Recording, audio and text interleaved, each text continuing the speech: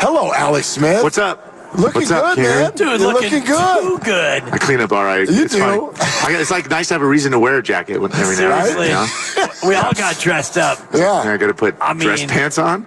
Like retirement. It's just nothing but hoodies, Dude. right? Exactly. No. It's driving carpool. I was going to say, according to the commercials that we're now seeing on my television, you know, soft toss football with the kids and some table tennis and the rest of it. Retirement's treating you pretty well, Alex, from where I could see it. I mean, I still feel like I'm trying to figure it out. You know, it's just constantly changing, and you know, it's so weird. That word even freaks me out. Retirement, right? You're retired. I just had my 40th birthday, and my son, my oldest son, just became a teenager. Just turned 13. That one actually kind of hit me a little harder. Yeah, no doubt. But yeah, I mean, listen, I'm not sitting around doing nothing. I couldn't do that, but certainly enjoying my time being a dad and having the flexibility to be there, be around, and take part in all that stuff while I figure out the rest. I'm sorry for this cliched thing that I'm about to say, but yeah, what's up, dude? You don't even limp. You just walk in here like nothing happened. Well, it's been a few years now. You know, it's funny. You get better at compensating. It's funny, and then listen, I was watching this morning, watching Tiger play. And his right leg, my right leg, and to see him walk the course, and his was obviously more recent than mine, but it did make me think of that exact same thing. Like you get better at it, right? Your body gets better at compensating. I used to have to wear a brace to do everything, even just to walk in a room. I had to have a brace on, and now I don't. Certainly when I try to do things more athletic, I still got to put one on, but I get around pretty good now, and lucky, pain-free, which is amazing. That's awesome. I never thought I'd say those words. That's awesome. So yeah, very lucky. Yeah, surgical miracle is basically what it was, and we're getting Ronnie Lott now to sit down. Legend joining legend. I mean, it doesn't get much better than that. Does it scare a quarterback still to sit next to sit next to this man? Yes, it does. It's a little intimidating. Even when I was playing, Ronnie would come talk to us, and hell yeah, it's intimidating. Are you kidding? Come on, man. Jeez. I'm like, you know what's great? This is when quarterbacks lie. And the reason they lie is because he threw way too many touchdowns. Way too many touchdowns on a lot of people. And was never afraid. Man, that's what the different rules. And you know what? I'm going to say this. The greatness is when you know that you met somebody that has dealt what he's dealt with. That's greatness. Greatness is when your heart is wounded and no one is there to help you. And that dude right here, every day. So the greatness of people sometimes it's you don't even see it. And you don't see it and you don't recognize it until a moment happens. And then you fight. Yep. It's like the same thing being a parent now sometimes. You always want the best for your kids, and sometimes they need to struggle, right? And we always trying to get them out, make things easy for them, and sometimes that's not what they need. And certainly, listen, when I was going through it, I never thought I'd be here. And so, again, I count myself so lucky. But, yeah, it's funny. Being on the other side of it now, you look back on it with a different perspective. How important was it for you to just make it back and go out on your own terms? Because I know myself, Ronnie, watching you come back, I was like, I didn't want it because I was so afraid for, you know what I mean? I wasn't. And the reason I can't say it, I can't say that is that, I have people that, you hurt your pinky. I'm like,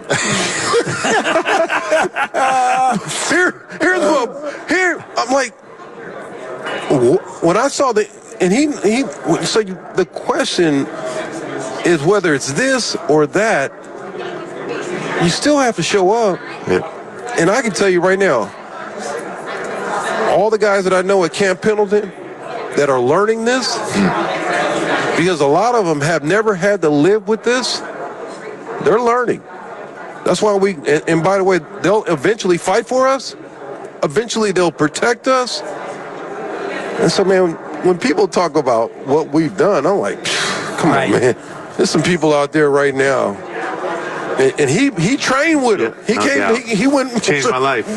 Changed my life. When I heard that he went to go train, so this dude is really. That's a bad dude. Changed my life. Wait, tell us about that. It changed your life. Oh yeah, I was. I was stuck in a wheelchair, and prognosis wasn't good. They were still talking about cutting off my leg, and I got what was called the Secretary of Defense designation, which means as a civilian, I got deemed to have what's called a warlike injury. So I got access to military medical care, and so I got to go down to the Center for the Intrepid, is the name of the center down in San Antonio, where no matter what branch of the military you're in, if you have a severe limb injury, this is where you go to do your rehab. Wow. And so one of the cool things about this place is, the military, they believe in this thing called group suck. So you do your rehab out all together. It's one big open room, right? Okay. Ronnie and I right next to each other. Most other clinical settings, you go into a back room by yourself with the PT. It's very private. Then you leave, like not there. And again, I couldn't even stand on my leg. I was ashamed of it. I wouldn't unwrap it. I didn't even want to look at it. So I kept it covered. It was grotesque. Man, I went down there. There were servicemen and women, double amputees. Horrible burns. A lot of them with injuries way worse than mine, and man, scars out in the open, and they were moving forward with their life. And again, I felt like I was stuck in the rearview mirror, thinking the best of my life was over, right? And I just couldn't get out all these things I'll never be able to do again, right? Like I'll never be able, you name it, football being one of them, but chasing my kids, going for a walk with my wife, like it's done, it'll never happen. And I was just stuck in this like pity party, right? Like why me? And you get down there. And again, you don't even feel like you belong. Like these are literally servicemen and women who have sacrificed life and limb, and they are charging forward. And it was, like that example, being next to that, being in proximity of that, it was the first place I ever said out loud that I wanted to try and play football again. Wow. And so like that, So think about. I walked over here, and I'm supposedly this tough guy. He just told a story. That just said, Ronnie, have you done that? And my point to you is that it's all what God put you on this earth to do. Yeah. Are you willing to go to the dark side though? And that to me, I revel at those kind of moments because my dad served this country. And every day that he served this country, he'll tell you, it's one of the greatest things he's ever done. A general said, hey, where do you want to go? My dad said, I want to go to California. That general, I had a chance to meet him. I took him to a Super Bowl one time. And I remember sitting there thinking to myself, wow. Because of stories of like what he just pointed out. And that's what these guys are all about. Because they do the things that you don't think that you can do. They do the things that you don't think you can do, and they do them for the right reasons all the time. We are having a moment right now. What a unique conversation. Ronnie Lott and Alex Smth with us here on Willard and Dibs 95.7 The Game. We're live at the Dwight Clark Legacy Series at the California Theater in San Jose. The 49ers event benefiting the Golden Heart Fund, which is 49ers helping former 49ers and the post-NFL career. What's really struck me, guys, in talking to some of you, not just tonight, but in recent days, is when you talk about this event and being out here amongst your brethren, it is very evident the emotion that you immediately feel for these surroundings. Ronnie, how would you describe that? What you feel when you're here? Well, first of all, you got to feel Dwight. I mean, I can tell you right now, I can feel Dwight like it was yesterday, like it was us hanging at the beach in his last days. And the reason I can feel him is that I just know that deep in his soul, whenever he made the catch, whatever he did, however he practiced, all the things he did, man, he had all the type of same ingredients because he wanted it. And that want, again, I'm like sitting here trying to figure out how to get it. I'm always trying to figure out how to get it. And so here you got two guys that literally had those kind of examples of being able to show people and really teach people a lot about the quality of who they were and who they are. And I think what's great is Dwight, and I used to say this to him, man, hey, you're one of the best of all time. And the reason you're one of the best of all time because you don't take a day off. I mean, that dude used to be out. I mean, I'm trying to cover him, and I'm like, man, you herking, jerking, going back and forth. I'm like, this, you're not LeBron James. You going back, windshield back and forth. And my point to you is that. But he worked at it because that was the only way he could get open. And so we had a lot of. I mean, what I love in my life, I have a lot of friends like these guys that continue to teach me to be humble and continue to teach me that there are things that you need to be able to understand about living. And I hope that everybody that really understands what this event is about, it's not about dying. It's about living. And that's what Dwight did. He lived, and for all the years that he lived, he gave everything. Everything. Amen, Ron. That's well said. And I just want to say how great it is for us to be here and to have you guys both here and all the 49ers, because this is the thing I think that permeates all the way through the organization, to the fans, and to the young players. And it's the legacy that he left, and it's the one that you guys helped to carry on. So on behalf of the faithful, thank you guys for still making this brand as great as it was when you played, Ronnie, and certainly carried forward when you played, Alex. Yeah, there's no other organization that's doing this. No other place. And it's in Ronnie saying it, like, certainly it started with a spark from Dwight, but these guys launched this.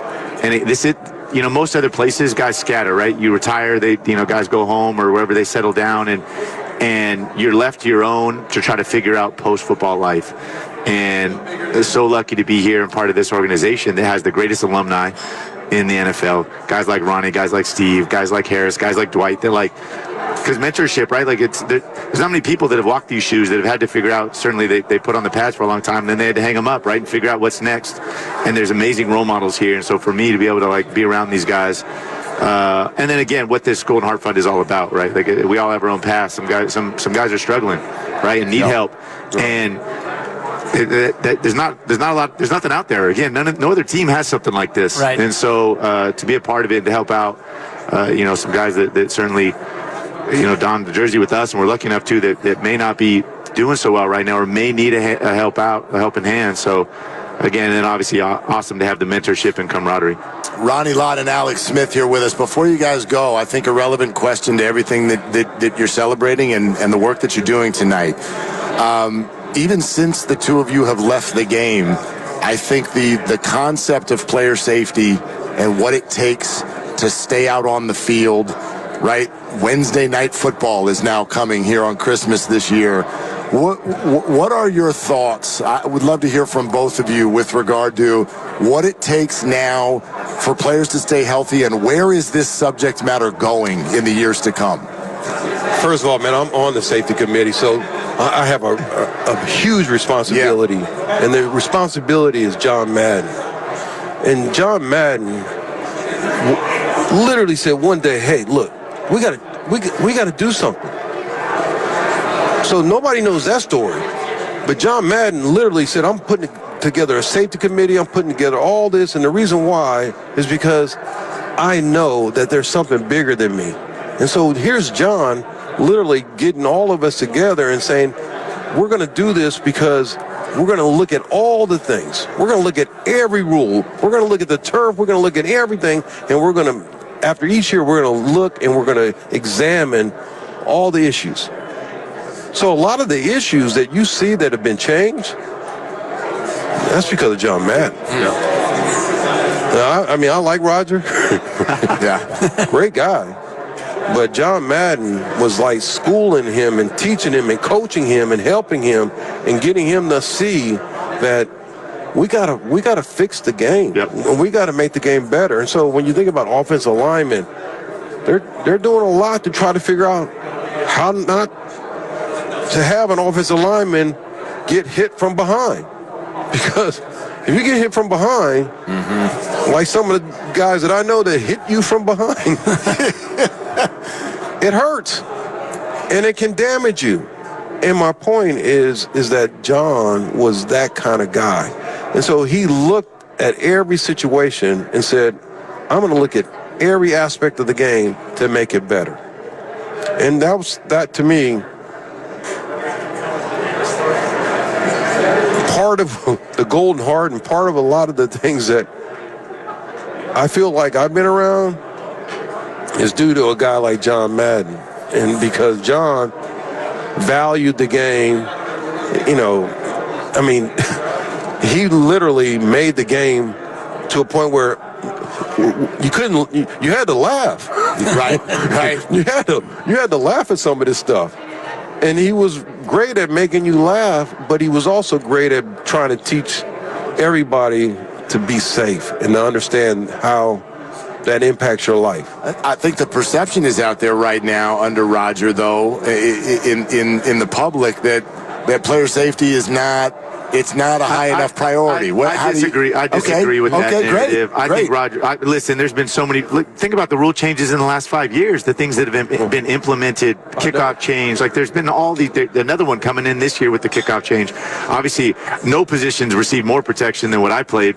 At the quarterback over the last couple decades. Is it perfect? No. But it's a process, and I think what Ronnie's talking about is to have this kind of committee in place that you're constantly in pursuit of that, right? We've seen helmets get better. A lot of the protection and rules things changing about it. Roger's also done a great job, though. The pie's gotten a lot bigger under Roger, right? Yeah, and we all like that too as players. So, yeah, but what I mean, think about in practice. I would love to have had a cone at the skull over my head. And the point, there are things that we can't imagine that they're doing today. I mean, so when I think about, the idea of trying to figure out ways to keep people on the field, the only way you can keep people on the field is you got to look at the ways that they got hurt and the ways that they've hurt themselves, right, and the ways that they haven't done certain things in the off season. So there are a lot of things that I think he's trying to figure out, and the idea for him is like, the better I can make this game, the better it's going to be for all of us. And to me, that's a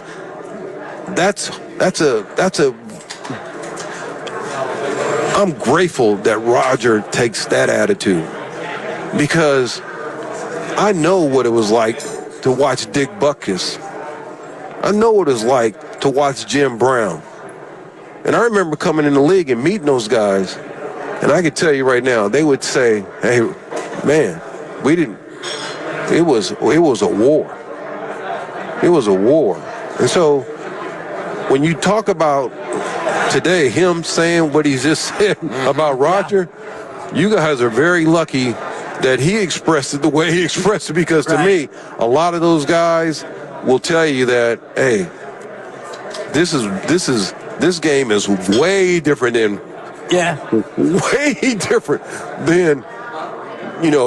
lining up and a guy has some quarters taped on his hand.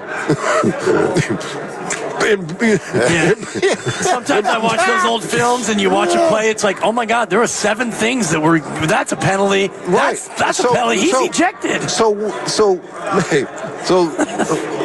this is, and just knowing what he went through, nobody wants that. Yeah, right. Nobody wants that. We saw it this year too, the hip drop tackle, right? Yep. Another change. Right. So they're constantly it's on their mind, but like they're trying. It's all a balance, right? We want to keep the game we love. We love it, and I love playing it because of the physicality, right? Like, and anybody who says the opposite's lying. Like there was part of me that was drawn to that, even as a quarterback. But like, you also, you want to you want to age well, right? The rest of your life, you don't want to sacrifice some of those things. So it's one thing to hear those things from former players. It's another thing to hear from Ronnie Lott and Alex Smith, man. You guys, thank you so much for coming by. Thank you for the work that you're doing tonight. Yeah, great to see you both. Thanks, Ronnie. Alex, thank you so much. Appreciate it. Ronnie, good to see you. Yeah, thank you so much. Beautiful stuff.